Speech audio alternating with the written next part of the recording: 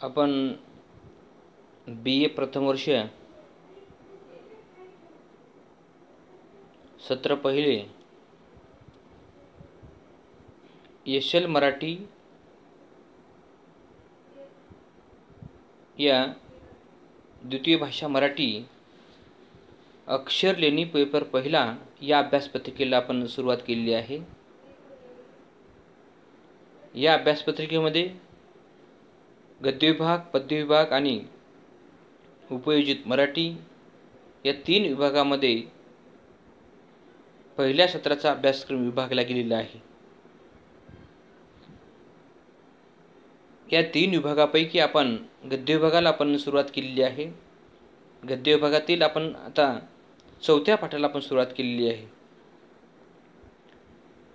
गद्य विभागातील 4थ्या पाठाचं नाव आहे क्रीडा संस्कृतीची गरज। डॉक्टर नरेंद्र दाभोळकर या पाठाला मागच्या तासाला आपण सुरुवात केलेली आहे। हा पाठ खूप महत्त्वाचा आहे आणि या पाठाचे लेखक सुद्धा खूप महत्त्वाचे आहेत। सध्याच्या नव्या तरुण पिढींना, तरुण विद्यार्थींना या अशा प्रकारच्या पाठाची नितांत आवश्यकता आहे आणि लेखकाच्या विचाराची सुद्धा गरज आहे। या पाठाचे लेखक डॉक्टर नरेंद्र दाभोळकर। मुलांनो, या लेखकांना आम्ही प्रत्यक्ष पाहिलेलं आहे, ऐकलेलं आहे, परंतु हे लेखक सध्या हयात नाहीत।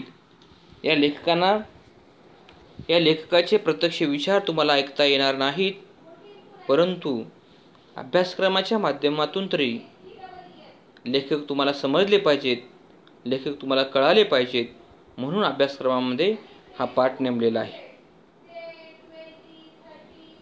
डॉक्टर नरेंद्र दाभोळकर यांचं पूर्ण नाव डॉक्टर नरेंद्र अच्युत दाभोळकर आहे। मागच्या तासाला मी सांगितलेलं आहे, परंतु पुनरावृत्ती म्हणून मी उजळणी म्हणून पुन्हा सांगतो। लेखकाचा जन्म 1945 मध्ये झालेला, तर मृत्यू 2013 मध्ये झालेला आहे। लेखकाचं मूळ गाव सिंधुदुर्ग जिल्ह्यामध्ये दाभोली हे मूळ गाव आहे। दाभोली या गावावरूनच दाभोलकर हे आडनाव प्राप्त झालेलं आहे। सातारा जिल्ह्यात माहुली या गावी लेखकाचा जन्म झालेला आहे। 1989 साली महाराष्ट्र अंधश्रद्धा निर्मूलन समितीची त्यांनी स्थापना केलेली आहे। मुलांनो, स्पर्धा परीक्षेसाठी हा लेखक खूप महत्त्वाचा आहे, महत्त्वपूर्ण आहे, म्हणूनच या लेखकाचा अभ्यास करणं गरजेचं आहे। आपण डॉक्टर नरेंद्र दाभोळकर अंधश्रद्धा विरोधी आयुष्यभर त्यांनी लढा दिलेला आहे। डॉक्टर नरेंद्र दाभोळकर यांना आम्ही फार जवळून पाहिलेलं आहे, प्रत्यक्ष पाहिलेलं आहे। डॉक्टर नरेंद्र दाभोळकर आणि त्यांचे चळवळीतील सर्व समविचारी मित्र व्यक्ती मिळून हा अंधश्रद्धा विरोधी लढा त्यांनी मरणाच्या शेवटच्या क्षणापर्यंत लढलेला आहे। मुलांनो, अंधश्रद्धा निर्मूलन ही चळवळ, लढा पूर्ण महाराष्ट्रामध्ये सर्व दूर पोहोचवण्याचं काम डॉक्टर नरेंद्र दाभोळकरांनी केलेलं आहे। एवढंच नव्हे, डॉक्टर नरेंद्र दाभोळकर एक लढवया अशा प्रकारचं व्यक्तिमत्व होतं। संपूर्ण आयुष्य त्यांनी संघर्ष आणि लढ्यामध्येच घातलेलं आहे। डॉक्टर नरेंद्र दाभोळकर एक पेशाने वैद्यकीय डॉक्टर होते, MBBS झालेलं होतं। तसं पाहिलं तर त्यांना पेशाने डॉक्टर असल्यामुळे अतिशय आनंदामध्ये, सुखामध्ये जीवन जगता आलं असतं, घालवता आलं असतं, आणि अशा प्रकारे त्यांचा अंतसुद्धा झाला नसता। मुलांनो, 2013 साली आपल्याच महाराष्ट्रामध्ये, पुण्यामध्ये सकाळी डॉक्टर नरेंद्र दाभोळकर मॉर्निंग वॉकला जात असताना एका धर्मांध व्यक्तीने माथे फिरवणे त्यांच्या गोळ्या घालून हत्या करण्यात आलेली आहे। परंतु डॉक्टर नरेंद्र दाभोळकर मरणाला न घाबरता अतिशय धाडसानं या आपल्या देशामध्ये महाराष्ट्रामध्ये ज्या काही अनिष्ट चालीत रूढी परंपरा सुरू आहेत त्या बंद झाल्या पाहिजे आणि या देशातला प्रत्येक माणूस सतसत विवेकबुद्धीने विज्ञानाची कास धरून तो जीवन जगला पाहिजे. यासाठी आयुष्यभर लढणारं व्यक्तिमत्व म्हणजे डॉक्टर नरेंद्र दाभोळकर आहे. एवढंच नव्हे तर बाबा आढावांच्या एक गाव एक पानवटा या सामाजिक चळवळीमध्ये त्यांचा सुद्धा महत्त्वाचा सहभाग होता.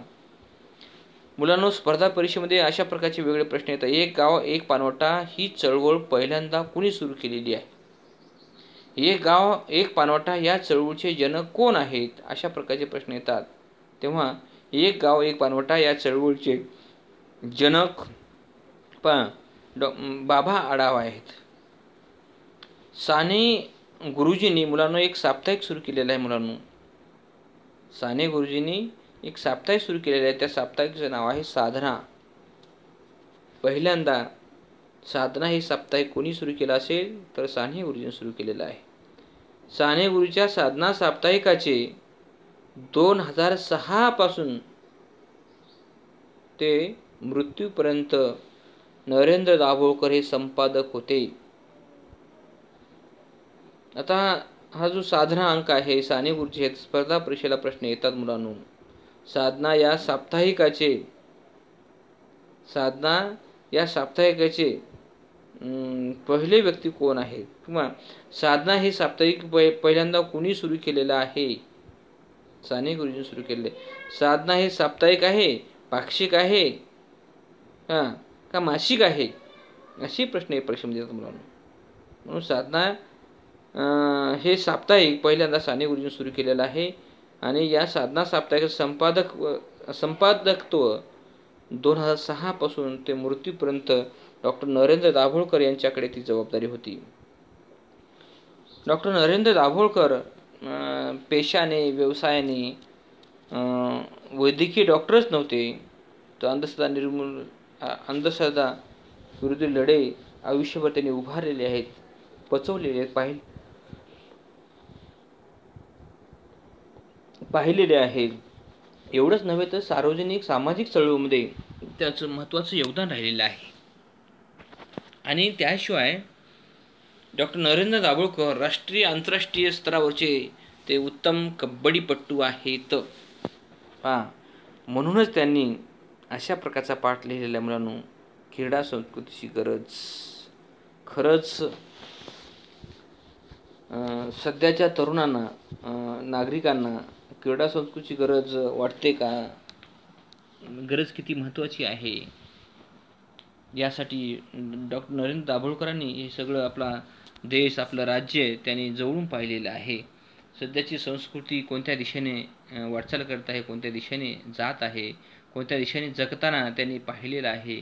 आणि म्हणून त्याविषयी न पाहता त्यांनी हा पाठ लिहिलेला आहे. आणि त्या पाठात क्रीडा संस्कृतीची गरज डॉक्टर नरेंद्र दाभोळकर आता सांगितलं राष्ट्रीय आणि आंतरराष्ट्रीय स्तरावरचे उत्तम कबड्डीपटू होते. आणि या योगदानाबद्दल या खेळाबद्दल त्यांना शिव छत्रपती युवा पुरस्कार त्यांना मिळालेला. मुलांनो, कबड्डी हा खेळ मातीतला आहे, आपल्या मातीतला आहे, आपल्या गाव पातळीवरचा हा खेळ आहे. आपला सर्वांनाच कबड्डी खेळाविषयी बऱ्याच गोष्टी माहीत आहेत.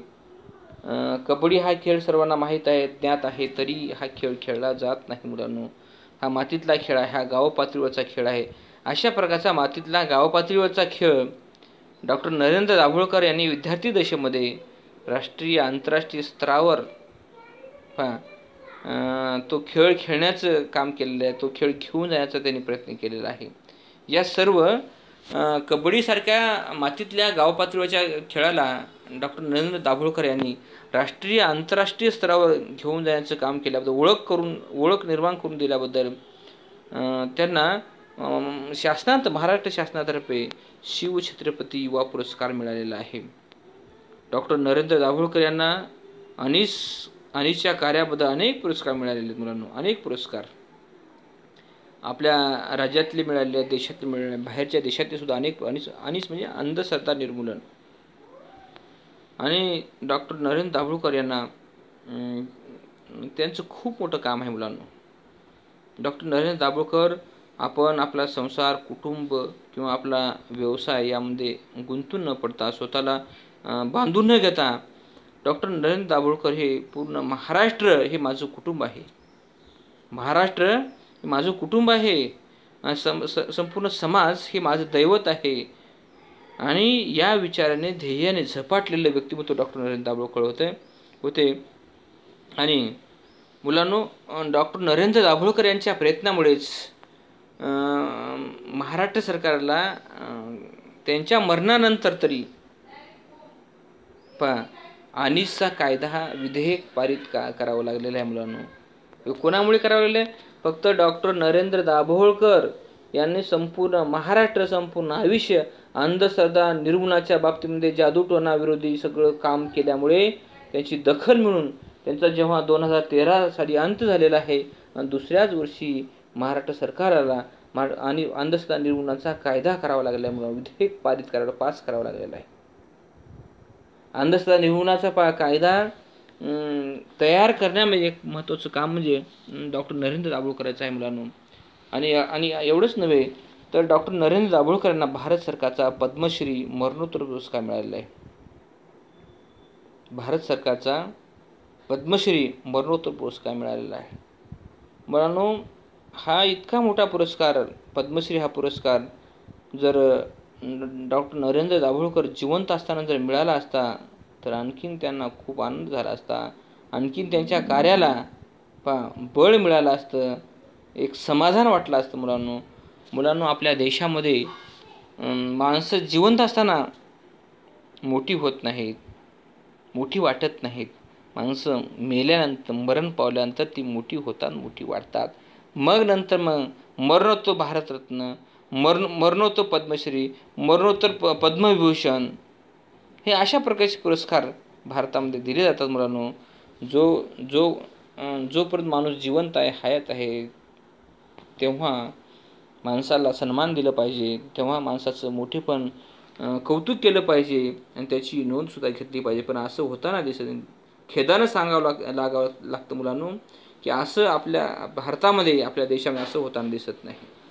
डॉक्टर नरेंद्र दाभोळकर जिवंत असताना त्यांनी अंधश्रद्धा निर्मूलनाचा कायदा करा म्हणून बऱ्याच वेळेस त्यांनी आंदोलनं केली, मोर्चे काढले, लढे उभारले, जागेजागी उपोषण केले, साखळी उपोषण केले. प्रत्येक गावागावामध्ये अंधश्रद्धा निर्मूलनाचं जागरण आणि प्रबोधन, समाज जागृती करण्याचं काम डॉक्टर नरेंद्र दाभोळकरांनी केलेलं आहे मुलांनो.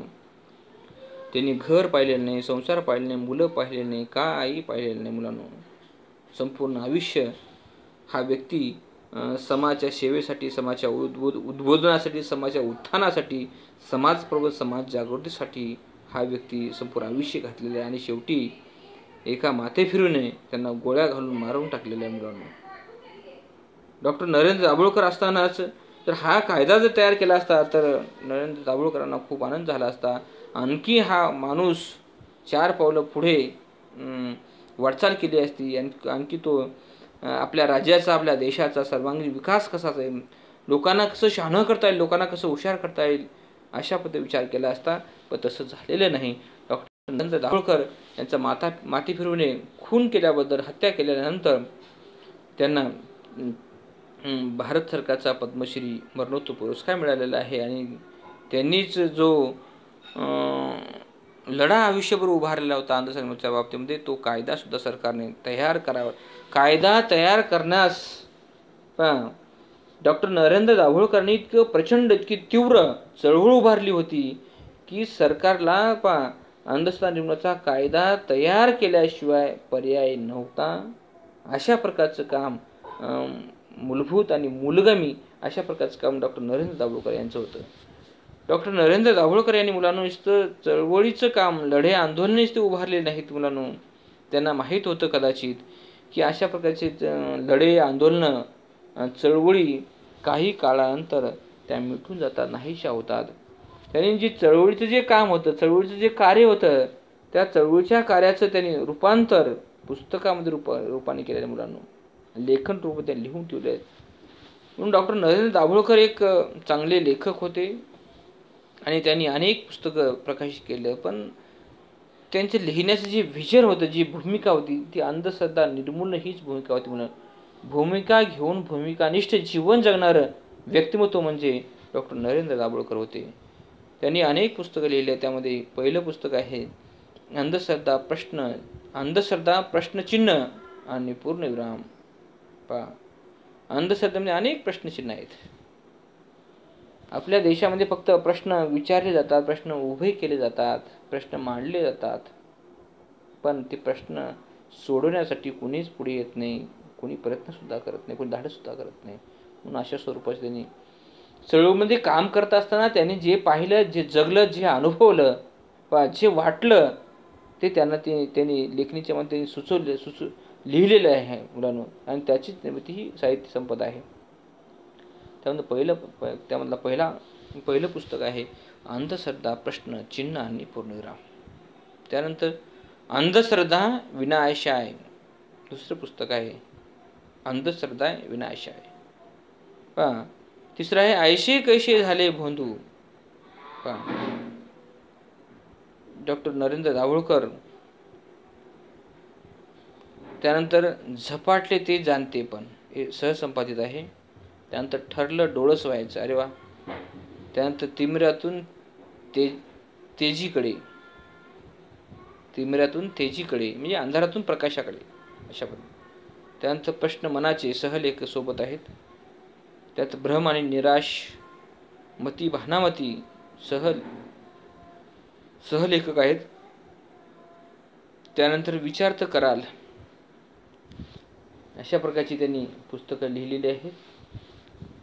त्यानंतर विवेकाची पताका घेऊ खांद्यावरी, ही पुस्तकं लिहिली आहे त्यांनी. आणि शेवटचं पुस्तक आहे त्यांचं श्रद्धा अंधश्रद्धा. अशा पद्धतीचे एकापेक्षा एक सरस ग्रंथ त्यांच्या हातून लिहिले गेलेले आहेत. आणि ही ग्रंथसंपदा म्हणजे डॉक्टर नरेंद्र दाभोळकर यांचा विचार आजही जिवंत समाजामध्ये त्यांच्या विचाराचा, त्याच्याकरता सुगंध दरवळत आहे. या ग्रंथाच्या रूपाने डॉक्टर नरेंद्र दाभोळकर आपल्याला जिवंत आहेत याचा भास निश्चितपणे होऊ शकतो. आणि अशा पद्धतीचा महत्त्वाचा विचार त्यांनी आपल्या ग्रंथातून मांडलेला आहे. म्हणूनच आपण या पाठाला आपण प्रत्यक्ष सुरुवात करणार आहोत. पाठाचं नावच आहे क्रीडा संस्कृतीची गरज. तर ती गरज खरीच गरज आहे का? खरंच गरज आपल्याला वाटते का? आणि क्रीडा हा विषय तितका महत्त्वाचा आहे का? मग महत्त्वाचा आहे का? मग महत्त्वाचा असेल तर मग डॉक्टर नरेंद्र दाभोळकरांनी आपल्या अजेंड्यावर काय घेतलेलं आहे? त्यांना का महत्त्वाचा वाटलेला आहे? अशा प्रकारचे अनेक प्रश्न. मग इतका महत्त्वाचा जर विषय असेल तर मग इतर दुसऱ्या लोकांनी तो विषय का मांडलेला नाही, तो का लिहिलेला नाही, आणि आजपर्यंत अभ्यासक्रमामध्ये त्याचा समावेश का झालेला नाही? अशा प्रकारचे अनेक प्रश्न या पाठाच्या अनुषंगाने माझ्यासह अनेकाच्या मनामध्ये तयार होतात. हा प्रश्न महत्त्वाचा आहे. अजेंड्यावर असो अथवा नसो, डॉक्टर नरेंद्र दाभोळकर यांनी एका महत्त्वाच्या पाठाचं त्यांनी लेखन केलेलं आहे. मुलांनो, क्रीडा ही सध्या काळाची गरज झालेली आहे. मुलांनो, क्रीडाशिवाय खेळाशिवाय क्रीडा किंवा खेळ किंवा फिरणे किंवा चालणे माणसाच्या जीवनाचा अविभाज्य भाग झालेला आहे मुलांनो. कारण क्रीडा हा जो एक प्रकार आहे, हा मानवी जीवनाचा एक स्थायीभाव झालेला आहे मुलांनो. जशी वेगवेगळ्या पद्धतीची आपल्या देशामध्ये समाजाची संस्कृती आहे, चालीरूढी, परंपरा, शिक्षण, अशा प्रकारची जी वेगवेगळ्या संस्कृती आहेत, तशाच पद्धती संस्कृती ही आपली कशी खेळाची संस्कृती झालेली आहे मुलांनो. एखादी आपल्या देशामध्ये, आपल्या समाजामध्ये दुसरी संस्कृती नष्ट झाली तरी चालेल मुलांनो, परंतु खेळाची संस्कृती ही वाढली पाहिजे, खेळाची संस्कृती रुजली पाहिजे. प्रत्येक माणसाच्या मनामध्ये, कुटुंबामध्ये, गावामध्ये, तांड्यावर, वस्तीवर, शाळा महाविद्यालयामध्ये ही संस्कृती फोफावली पाहिजे. ही खेळाची संस्कृती वाढली पाहिजे, खेळाची संस्कृती रुजवली पाहिजे. आणि खेळाची संस्कृती वृद्धिंगत होण्यासाठी प्रत्येक माणसानं काम करणं किती महत्त्वाचे आहे, या अनुषंगाने आपल्याला या पाठाचा विचार करणार आहोत मुलांनो. आता या पाठामधला पहिला मुद्दा आहे खेळात भारतास लहान यश. भारत हा इतका मोठा देश आहे, एवढा मोठा देश आहे. या जगामध्ये लोकसंख्येच्या बाबतीत जर विचार केला तर भारत हा दुसऱ्या क्रमांकाचा देश आहे. म्हणून जगामध्ये दुसऱ्या क्रमांकाचा देश, जगामध्ये दुसऱ्या क्रमांकाचा देश आहे. जगामध्ये प्रचंड मोठी लोकसंख्या आहे. भारत हा भारतामध्ये लोकसंख्येचा प्रचंड प्रस्फोट आहे. इतकी अमाप अशा प्रकारची लोकसंख्या आहे. मग खेळाच्या बाबतीमध्ये भारत इतका लहान का आहे? खेळामध्ये भारतात लहान यश का? खेळाच्या प्रांतामध्ये, खेळाच्या क्षेत्रामध्ये भारताला अगदी किंचितस यश का मिळतं? लोकसंख्येने जसा देश मोठा आहे तसं खेळामध्ये भारताला तितकंच मोठं दैदिप्यमान यश मिळणं अपेक्षित आहे. मग का मिळत नाही? मग लोकसंख्या अधिक असल्यामुळे लोक का लक्ष देत नाही? का फक्त नोंदणीने लोकसंख्या जास्त आहे, कर्तृत्व आणि गुणाने ही लोकसंख्या कार्यक्षम नाही, असाच याचा अर्थ होतो मुलांनो. खेळामध्ये भारतास लहान यश का मिळतं? आता उदाहरणामध्ये या ठिकाणी उदाहरण डॉक्टर नरेंद्र दाभोळकर दिलं. अथेन्स ऑलिम्पिकमध्ये भारतास काय मिळालेलं आहे? अथेन्स देशामध्ये, अथेन्स हा देश आहे, अथेन्स ऑलिम्पिकमध्ये भारतास काय मिळालेलं आहे हा प्रश्न विचारला त्यांनी. किती पदकं मिळालेली आहेत, किती पारितोषिक मिळालेले आहे, किती रक्कम मिळालेलं आहे, किती क्रमांक मिळालेले आहेत? एखाद दुसरं कांस्यपद, सुवर्णपद नाही, सुवर्णपद नाही, सिल्वर पद नाही, एखादे कांस्यपद फक्त. एवढी मोठी लोकसंख्या असलेला देश, बलाढ्य लोकसंख्येच्या बाबतीत असलेला देश, मोठा असल्या महाकाय लोकसंख्येच्या बाबतीत असलेला देश फक्त एखादं दुसरं कांस्यपद मिळतं. काय कारण असतील? भारत हा देश लोकसंख्येने पुढे आहे, मग खेळाच्या प्रगतीमध्ये मागे काय आहे याचा विचार होणं गरजेचं आहे. भारताची लोकसंख्या मोठी तर यश कमी का? हाही प्रश्न डॉक्टर नरेंद्र दाभोळकरांनी विचारला आणि तो अगदी करेक्ट आहे, बरोबर आहे. मग आपल्या देशामध्ये खेळाच्या बाबतीत चर्चा होत नाही का? आपला देश खेळामध्ये जागरूक नाही का? आपल्या देशातील लोकांची, विद्यार्थ्यांची, नागरिकांची शारीरिक क्षमता खेळण्यामध्ये योग्यता नाही का? सक्षम नाही का? काही अडचणी आहेत का? मग आपण वेळ कुठे घालवतो, कसा घालवतो? वेळ तर भरपूर आहे ना, मग काय करतो आपण? जागतिक जी खेळाची स्पर्धा आहे, जागतिक ऑलिम्पिक स्पर्धेमध्ये भारत हा सहभागी घेतल्यानंतर तो पहिल्या क्रमांकाची पदक काय घेऊ शकत नाही? तो पहिला काय येऊ शकत नाही? सुवर्ण पदक काय मिळू शकत नाही? अधिकाधिक पदक काय मिळू शकत नाही? ते काय कारण काय आहेत? मग काही कारणे, वेगवेगळी कारणं असेल तर मग भारत दुसऱ्या कोणत्या क्षेत्रामध्ये तो प्रावीण्य मिळवतो, दुसऱ्या कोणत्या प्रांतामध्ये तो यश मिळवतो, याची चर्चा होणं गरजेचं आहे. पण याचाच अर्थ डॉक्टर नरेंद्र दाभोळकर म्हणतात, भारताच्या माणसांना, नागरिकांना, लोकांना, विद्यार्थ्यांना, तरुणांना खेळण्यामध्ये त्यांना रस नाही, त्यांच्याकडे वेळ नाही. वेळ कुठे आहे? राजकारणात वेळ आहे. राजकारणाची गप्पा चावडीवर, मंदिरावर, शाळावर, रस्त्यावर, मोबाईलवर, टी व्हीवर राजकारणाची गप्पा. देशाचे मुख्यमंत्री असे म्हणाले, पंतप्रधान तसे म्हणाले, नारायण राणे हे म्हणाले, उद्धव ठाकरे ते म्हणाले, हा पक्ष हे झाला, या पक्षात तो तिकडे गेला. अशा प्रकारची वायफळ आणि बाष्फळ चर्चा करण्यामध्ये भारतातल्या लोकांना रस आहे. म्हणूनच अशा प्रकारची उत्तुंग भरारी जागतिक स्तरावर आपण भारत घेऊ शकत नाही. त्यानंतर भ्रष्टाचार. प्रत्येक माणूस येतो भ्रष्टाचार करतो, प्रत्येक मंत्री भ्रष्टाचार करतो. सरकारची जी काही तिजोरी आहे ती खनखन वाजून जातो, रिकामी करून जातो मुलांना. कोणीच माझा देश, माझं राज्य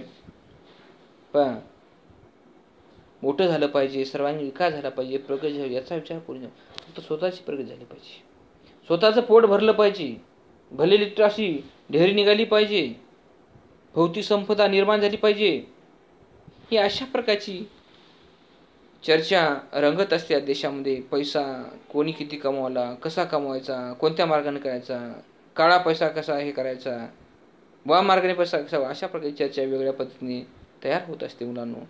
म्हणून अशा प्रकारची चर्चा न करता आपला देश हा सर्वसंपन्न कसं होईल, महासत्ता कसं होईल, याची चर्चा कोणी करताना दिसत नाही. याची अशा प्रकारची उन्नतीची चर्चा, प्रगतीची चर्चा, विकासाची चर्चा झडत असताना गावागावामध्ये दिसत नाही. ती झाली पाहिजे मुलांना. आणि मुलांनो, कुठल्याही स्पर्धेमध्ये किंवा परीक्षेमध्ये किंवा वैयक्तिक जीवनामध्ये यश मिळवायचं असेल तर मुलांनो दीर्घकाळ परिश्रम करावे लागतात. भारतातल्या माणसाची, तरुणाची, विद्यार्थ्याची दीर्घकाळ परिश्रम, कष्ट, मेहनत करण्याची क्षमता फार कमी आहे.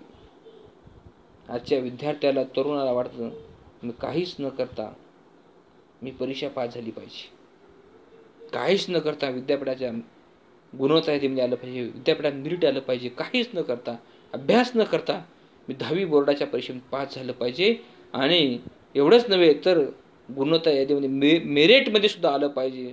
असं शक्य आहे का म्हणून? असं शक्य आहे. कुठलंही क्षेत्र असू द्या, खेळाचं क्षेत्र असू द्या, राजकारणाचं क्षेत्र असू द्या, शिक्षणाचं क्षेत्र असू द्या, सामाजिक क्षेत्र असू द्या, कोणतंही क्षेत्र असू द्या, विज्ञान क्षेत्र असू द्या, संशोधन क्षेत्र असू द्या, प्रत्येक क्षेत्रामध्ये दूरगामी दीर्घकाळ कष्ट करावे लागतात, परिश्रम घ्यावे लागतात, झेलावे लागतात मुलांना. आणि नेमकं भारतीय माणूस नेमकं इथंच कमी पडत आहे. मेहनत घेण्याची, कष्ट करण्याची. प्रत्येकाला वाटतं दे रे हरी पलंगावरी. असं कसं शक्य आहे मुलांना? असं या जगामध्ये कष्ट न करता, अभ्यास न करता, सराव न करता, साधना न करता, रियाज न करता या जगामध्ये कुठलीच गोष्ट मिळत नाही. जर मिळाली तर ती टिकत नाही, ती टिकू शकत नाही मुलांना.